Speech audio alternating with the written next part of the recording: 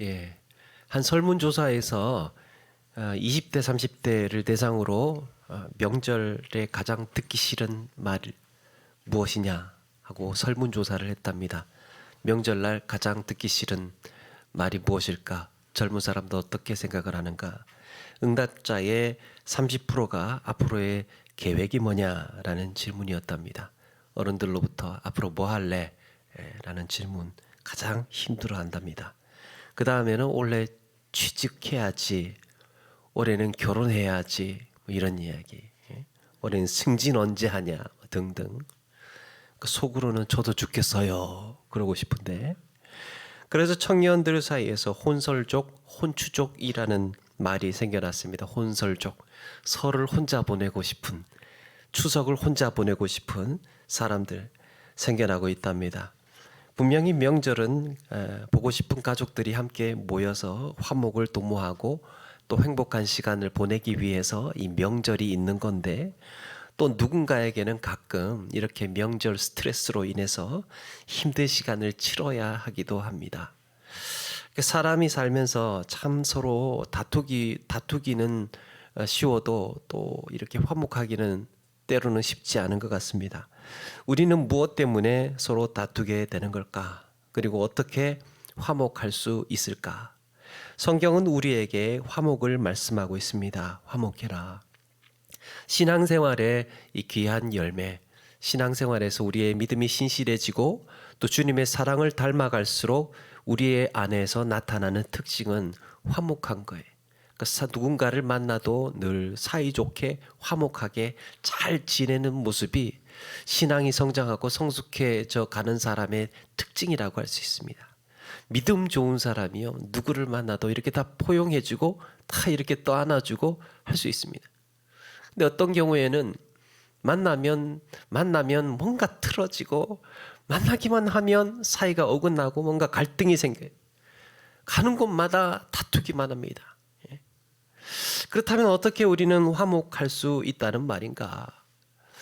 오늘 말씀은 화목할 수 없는 두 부류의 사람을 먼저 소개해주고 전제해서 이야기를 해주고 있는데, 세상의 모든 사람이 화목해도 이 둘 부류만큼은 화목이 불가능할 것 같은 이 사람들이 있습니다. 그들 누구냐 하면 이방인들과 유대인들 사이의 관계. 유대인과 이방인 사이의 관계는 화목할래야 할 수 없는 사람들입니다.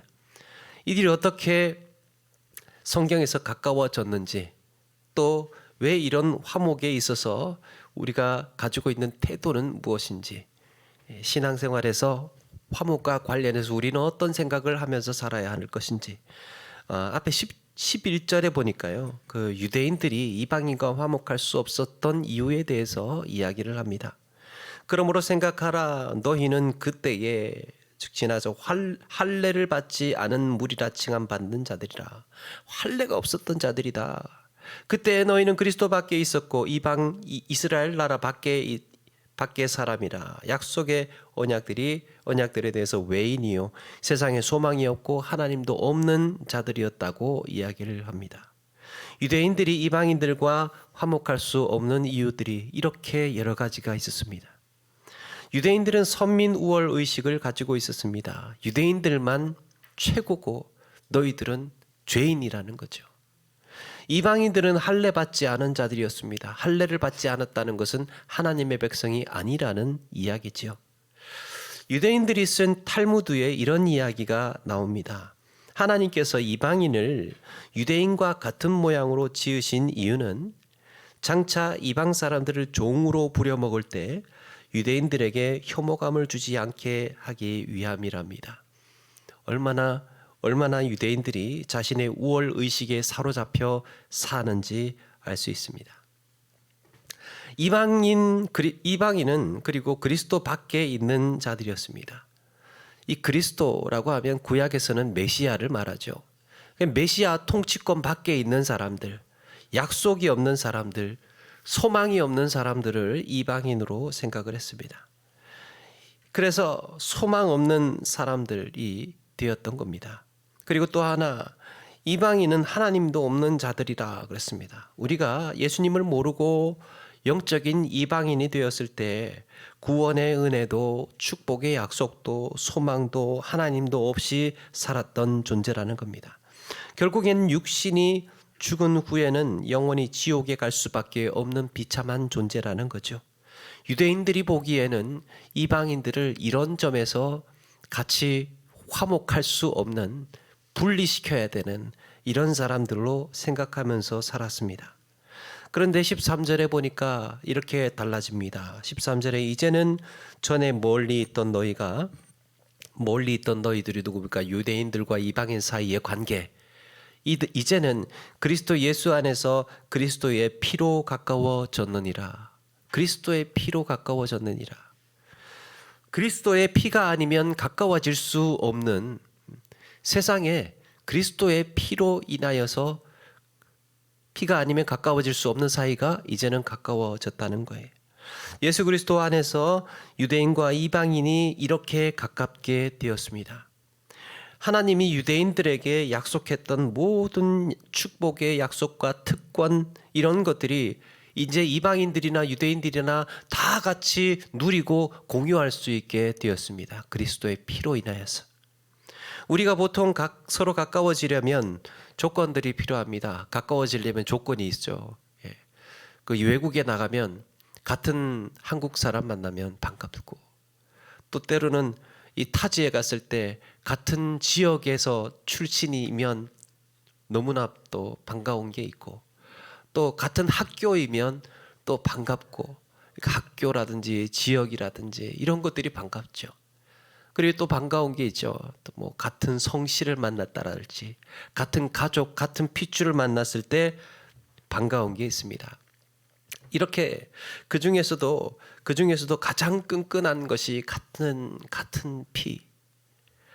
유대인이나 이방인이나 세계 각지에 흩어져서 다른 모양, 다른 피부의 사람들이 그리스도 안에서 화목할 수 있는 이유, 피가 같아졌기 때문에, 그리스도의 피로 가까워졌느니라. 누구든지 그리스도의 십자가 보혈을 믿는 순간 모든 그리스도인들은 다 하나의 형제고 자매가 되는 겁니다. 육신의 핏줄 관계가 가까운 것처럼 그리스도의 피로 하나가 된 영적인 공동체 역시 가까운 사이가 되는 겁니다. 하나가 되는 거죠. 그런데 우리가 여기서 한 가지 주목해 볼 것이 있습니다. 그리스도의 피가 우리를 화목하게 했다는 거예요. 그러니까 그리스도의 피와 화목은 뗄래야 뗄 수 없는, 16절에 보니까 또 십자가로 이 둘을 한 몸으로 하나님과 화목하게 하려 하심이라. 십자가에 그리스도의 피로 인하여서 우리를 한 몸이 되게 하고 하나가 되게 하셨다는 거예요. 여기서 화목에 있어서 매우 중요한 원리가 하나 등장합니다. 서로가 화목하기 위해서는요, 한 가지 유일한 원리가 하나 있어요. 화목하기 위해서 유일한 원리, 그게 희생의 원리예요. 화목은 누군가 피 흘리지 않으면, 누군가 책임지지 않으면 해결될 수가 없습니다. 한 사람도 손해보려고 하지 않고, 한 사람도 물러서려고 하지 않고, 한 사람도 불편하려고 하지 않는다면 화목은 이루어질 수가 없다는 거예요. 유대인들은 율법이라는 담장 안에 갇혀 있었습니다. 그래서 자신들만 의로운 줄 알았습니다. 이거 포기할 수 없었던 거예요. 또 이방인들은 죄악의 사슬에 매여 있었습니다. 우리 주님은 십자가의 죽음으로 유대인들의 율법의 담장을 허물어 놓으셨고, 대속의 죽음으로 죄의 사슬을 끊어내셨습니다. 화목은 예수 그리스도의 희생의 열매예요. 희생의 열매. 그러니까 희생의 열매가 화목입니다. 그러면 화목을 이루려면 어떻게 해야 되느냐? 희생의 원리로 살아야 된다는 거예요. 희생의 원리로. 대신 죗값을 치르시고 율법을 완성하심으로 화목하게 된 겁니다. 서로가 사이가 좋으려면요, 내가 아무것도 하지 않고 아무런 수고도 하지 않고는, 아무것도 피해보지 않고 손해보지 않고는 화목이라는 게 일어날 수가 없는 겁니다. 다 나한테 맞춰, 내 편한 대로 나한테 맞춰 이러면 화목이라는 게 일어날 수가 없는 거예요. 이런 화목은 우리의 삶에도 그대로 적용이 됩니다. 그래서 화목하고 싶으면 화목의 원리로 살아야 되는데, 이 화목의 원리에서는 두 가지가 기억을 해야 됩니다. 이 첫 번째 화목의 원리, 우리도 예수님처럼 십자가에 죽으라는 말이 아니에요. 죽으라는 말이 아닙니다. 화목하기 위해서는 살기 위해서 화목해야 되는 것 아닙니까? 그런데 살려면 희생의 원리가 필요하다는 거예요. 서로 친해지려면 이런 희생의 원리를 기억하고 있어야 된다는 겁니다. 희생은 누군가의 강요에 의해서 되는 게 아닙니다. 또 단순히 희생하면 화목한다, 그러니까 무조건 너희들이 희생해라, 이런 얘기도 아니에요. 누가 희생하느냐? 성숙한 사랑을 하는 사람이 희생을 합니다. 좀 더 성숙한 사람이 희생이라는 것을 할 줄 알아요. 주님께서 어떻게 화목을 이루셨는지를 아는 사람이에요. 성경에서도 끊임없이 강조하는 게 있죠. 서로 사랑하라는 겁니다. 그런 점에서 서로 사랑하라. 사랑은요, 이 화목하게 하기 위한 우리의 몸부림이에요. 서로 섬겨라, 이런 것도. 그러면 어떤 일이 벌어지느냐? 서로 사랑하고 섬기는 가운데에 무슨 일이 일어나느냐 하면, 관계 속에서, 공동체 안에서 이 서로가 모든 일에 나 몰라라 하지 않는다는 거예요. 나 중심의 사고에서 관계적인 사고로 변화됩니다. 우리의 생각은 나 중심의 사고예요. 그런데 관계적인 사고로 변화된다는 거예요. 이전에는 내가 좀 불편하면, 내가 좀 못마땅하면 그거에 대해서 이야기를 했습니다. 분란이 일어났습니다. 그런데 복음의 은혜를 경험한 후에는 우리 마음의 시야가 넓어지게 됩니다. 보는 폭이 넓어져요. 보는 폭이 넓어진다는 것은 나만 보지 않고 상대방의 생각, 상대방의 처지, 상대방의 입장도 같이 본다는 거예요. 그래서 어떻게 생각을 하느냐? 아, 나도 좋고 상대방도 좋으려면 어떻게 이 문제를 봐야 될까? 모두가 행복하려면 무엇이 필요할까 고민하게 됩니다.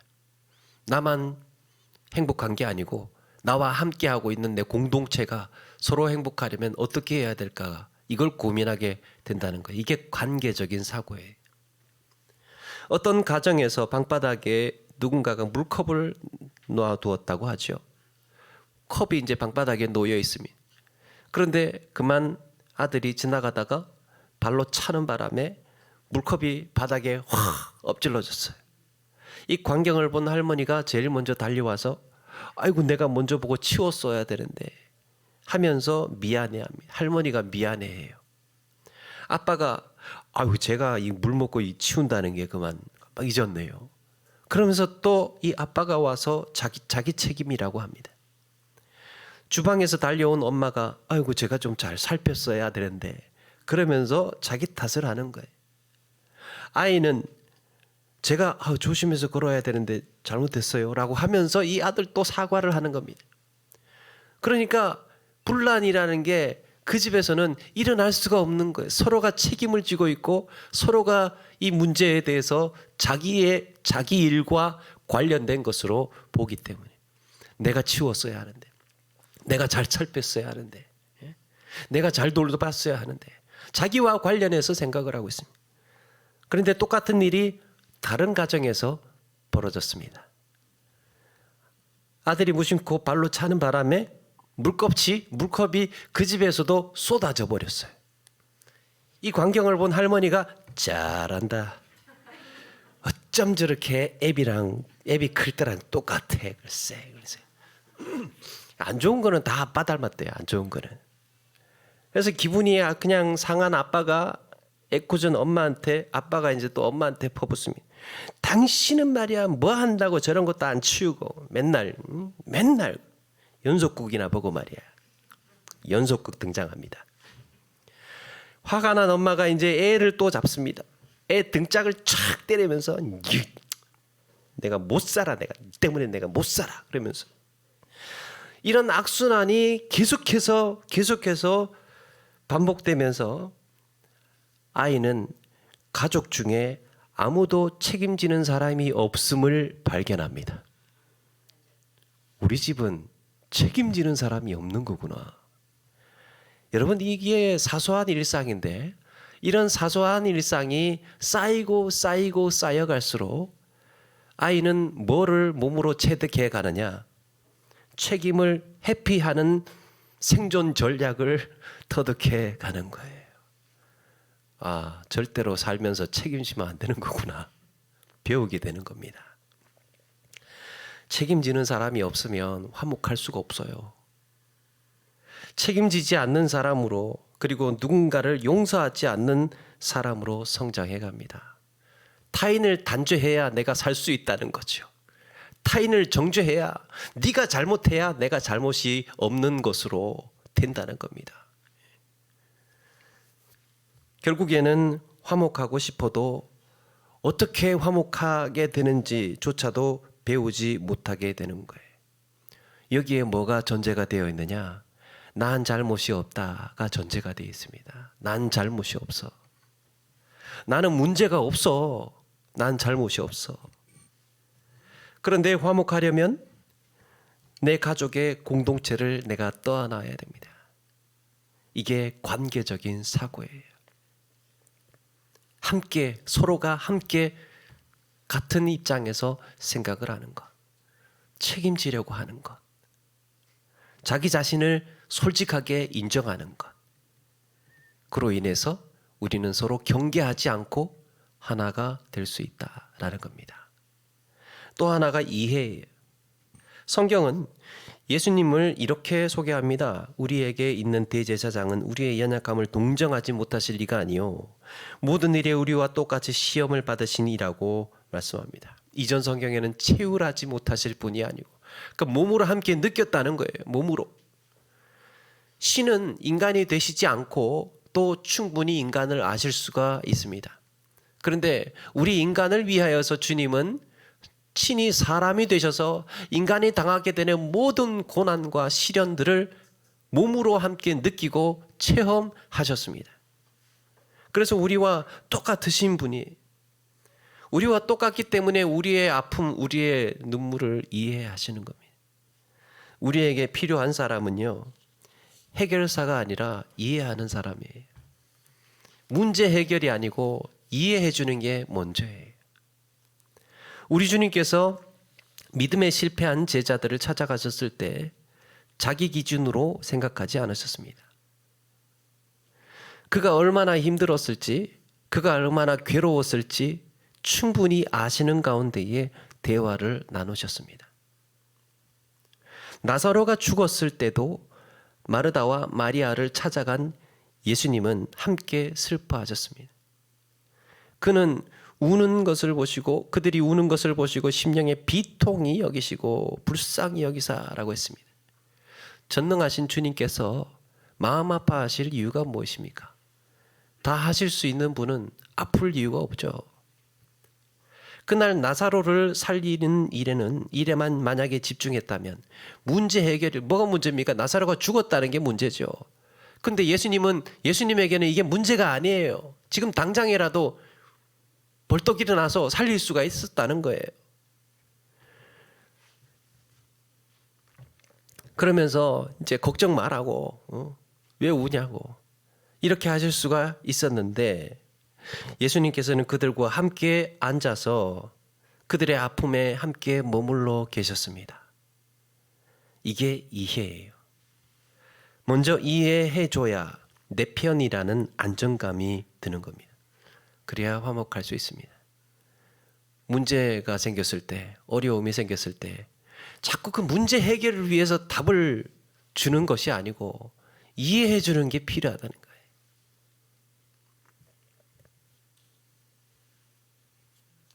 제가 이 얘기를 또 안 하려고 하는데 또 생각이 번뜩 나서, 제 아내하고 뭔가 이렇게 이야기를 하잖아요. 그럼 제 아내는 자꾸 답을 주려고 해요. 답을. 그건 이렇게 하면 되지. 그럼 저렇게 하면 되지. 막 자꾸 이렇게 하라고 저렇게 하라고 이야기를 해. 그럼 제가 자주 하는 이야기는, 답 얘기하지 말고 내 편 들어달라고. 내 편. 정답 이야기하지 말고 내 편을 들어달라고요. 내 편을. 그게 문제예요. 그래야 화목이 되는 겁니다. 우리는 정답을 듣고 싶은 게 아니고 내 편이 필요한 거예요. 내 편이. 그게 무엇입니까? 나를 이해해 주는 거예요. 지금 내가 얼마나 괴로운지, 지금 내가 얼마나 고통스럽고 힘든지 이해해 주는 사람이 필요한 겁니다. 제가 행복이나 화목이라는 주제를 이제 그 연구하고 막 이렇게 찾아보고 하다가 보니까 두 가지 재미있는 결과를 발견했습니다. 화목하려면 두 가지가 필요한데요. 두 가지가 필요한데 아주 효과적인 건데 아주 힘들기도 하고 하려고 하면 쉬운 건데 참 이게 어려운 거예요. 먼저 가정에서 아내는 언제 가장 행복을 느끼느냐? 여자분 아내들은 언제 가정에서 가장 행복을 느끼느냐? 라고 했을 때 한 가지 결론이 나왔습니다. 그게 아껴줄 때래요. 아껴줄 때. 이 사랑의 특징은 아끼는 거예요. 아끼는 거. 쓰지 않는 겁니다. 남용하지 않는 거예요. 이걸 사람으로 치자면 부리지 않는 거예요. 부리지 않는. 내가 좋아하는 신발이 있으면 신발 막 그 함부로 다루지 않고 아끼잖아요. 고이고이. 내가 좋은 옷 있으면 그 좋은 옷 막 여기저기 벗어놓고 막 이 함부로 다루지 않고 고이고이 그 옷을 잘 아껴서 입는다는 거예요. 남편이 아내를 아껴줄 때 아내는 행복을 느낀답니다. 그런 점에서 남편이 제일 미울 때가 있어요. 아내가 볼 때 남편이 제일 미울 때가 언제냐? 나는 청소기 돌리고 있는데 남편은 소파에 누워서 TV 보고 있을 때. 괜히 승질이 나는 겁니다. 괜히. 그럼 나 혼자 청소할 때는 몰랐어요. 나 혼자 세탁기 돌리고 내가 혼자 밥할 때는 잘 몰랐는데 꼭 남편이 있을 때는 짜증이 납니다. 왜 그럴까? 왜 그럴까? 이게요. 여자가 힘이 들어서 그런 게 아니에요. 이 일이 많고 힘들어서 그런 게 아니고 서운한 게 아니고 나를 아껴주지 않는다는 생각이 들어서 서운한 거랍니다. 지금 나는 청소하고 있는데 말이야. 왜 저렇게 누워서 TV나 보고 있고. TV 보는 게 잘못한 게 아니에요. 중요한 것은 나는 일하고 있다는 겁니다. 그래서 같이 있을 때는 내가 조금 더 움직여야 화목해질 수 있습니다. 그렇다면 내가 좀 움직여. 남자가 아내가 일하는 거 보고 TV 보고 있으면 불화의 조짐, 불화의 씨를 뿌리고 있는 거예요. 그렇다면 남편은 언제 행복을 느낄까? 남자들은 언제 행복을 느끼느냐? 아주 강력한 것 한 가지. 아내가 웃어줄 때. 여러분, 이거 웃어주는 거는요, 정말 초강력 액션 울트라 이 굉장한 효과가 있는. 남편이 웃어주는 건 별로 효과가 없어요. 아내가 웃어줘야 돼요. 아내가 웃어줘야 효과가 있습니다. 화목이라는 한자를 보니까 이 목자라는 한자가 재밌습니다. 이 목자라는 게요, 눈 목자에다가 흙토자가 쌓여 있더라고요. 흙 위에 흙이 있어요. 흙 위에 흙이 있다는 말은 언덕이라는 얘기죠. 언덕. 이렇게 언덕. 그런데 거기에다가 눈목자를 더해 놨으니 뭐를 말하느냐? 눈의 모양을 이야기를 한답니다. 웃는 모양. 눈웃음. 그 모양을 형상화해서 이야기하고 있답니다. 웃는다는 것. 화목하려면 웃어야 돼. 화목하려면. 그래서 화목해서 웃는 게 아니고 웃어야 화목할 수 있습니다. 화목이라는 게 무엇입니까? 수용하고 용납한다는 거죠. 당신을 응원한다는 거예요. 상대방에 대한 호감을 표현하는 겁니다. 웃는 것만큼 강한 힘을 가진 효과를 가진 게 없어요. 그러면 남편은 행복을 느낀답니다. 아이고, 웃을 일이 있어야 웃지. 그래서 죽었다 생각하고, 그러면서 웃어주랍니다. 그리고 동기부여 그 김창옥 교수님이 그러잖아요. 김창옥 교수님이 이렇게 이야기해요. 여보, 그래도 한 달에 한 번은 집에 들어와 주무세요. 여기에 희생이라는 원리가 작동하고 있습니다. 희생이라는 원리. 가정의 화목은 아내의 표정, 엄마의 표정에 의해서 좌우됩니다. 공감하십니까? 아내의 표정이 가정의 표정이에요. 그러니까 아내는 무조건 웃어야 돼. 가정의 화목에 사명을 걸고, 화목에 대한 사명을 걸고 웃을 수 있어야 합니다. 유성경님의 감정어휘라는 책에 이런 이야기가 있습니다. 어느 여성이 한 남성과 소개팅을 나가서 이렇게 마음먹었답니다. 보는 순간 가슴이 두근거리면 계속 만나야지. 그런데 그날 보니까 남성을 처음 보는 순간 사정없이 가슴이 뛰더라는 거예요. 그렇게 연애를 시작했는데 나중에 알고 보니까 그때 가슴이 뛴 건 운명의 상대를 만나서가 아니라 소개팅 나가기 전에 연거푸 커피 2잔을 마셨는데 카페인 부작용으로 가슴이 쿵닥쿵닥 뛰었답니다. 커피를 마셔서 가슴이 뛰는 거나 좋아서 가슴이 뛰는 거나 뇌가 느끼는 감각은 비슷하답니다. 딱 가슴이 뛸 때 뇌는 비슷한 거를 느낀다는 거예요. 그래서 이렇게 관계 발전에 도움을 줄 수 있다는 겁니다. 외부적인 몸의 자극이. 그러면서 이것을 사랑의 이야기로 연결을 시키는데요.